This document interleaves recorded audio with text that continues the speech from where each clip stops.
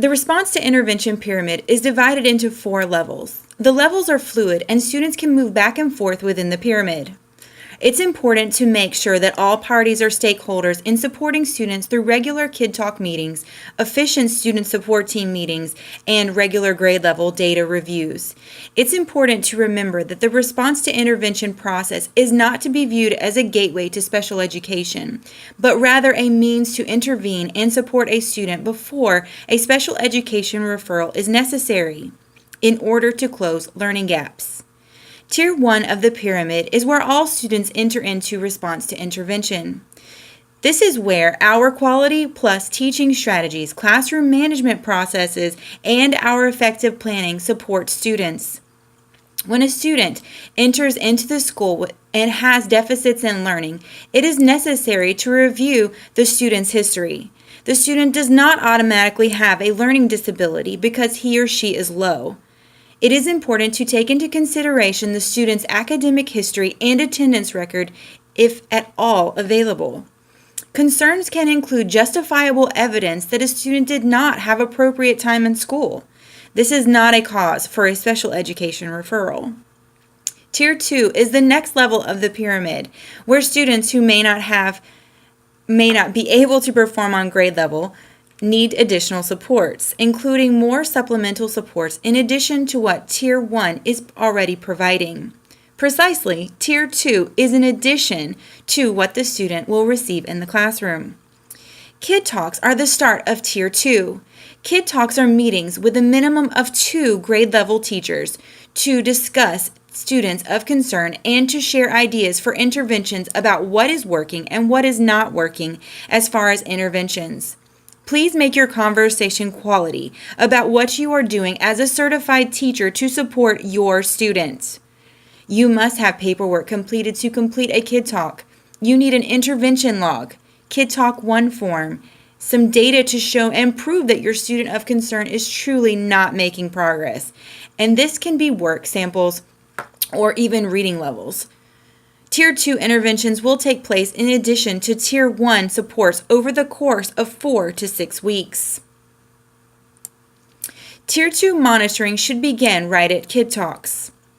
This can include using an approved computer-based program to track a student's progress in an electronic-based program as well as supplemental time in the early intervention program.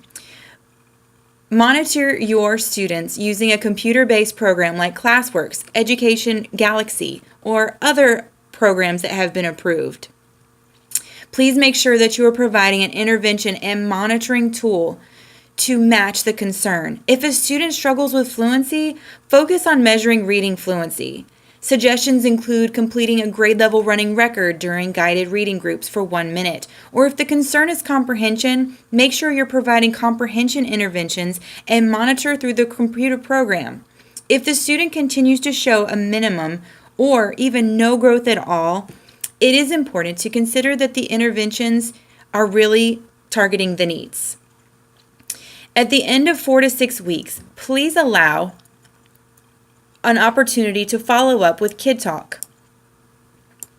2, that the student is making progress or if the student is not making progress. Bring your data, current grades, and the Kid Talk form in your intervention log. If the student is making progress, continue interventions. Keep the student in Tier 2.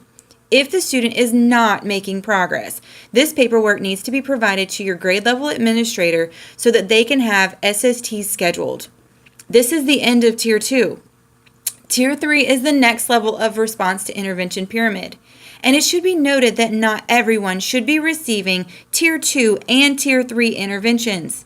Tier 3 interventions can be for 4 to 5 days a week for the subject that the student is showing difficulty. Research-based progress monitoring such as DIBELS or EasyCBM can be used to track students' progress. Progress monitoring provides further proof that an intervention is working or is not working. It can also lead to further identification if the student is rushing or demonstrates inconsistencies in performance. Some students need additional interventions at Tier 3 to support them.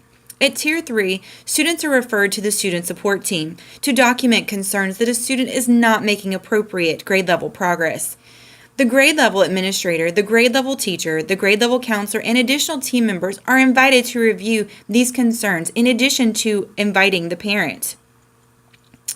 They review these concerns and offer suggestive supports when reviewing what the Tier 3 interventions are. The team will also review additional concerns as needed. Some students may need to be monitored for 8 to 12 weeks before considering a referral for special education evaluation. Team members will meet to review student progress and determine if a referral for special education evaluation is necessary.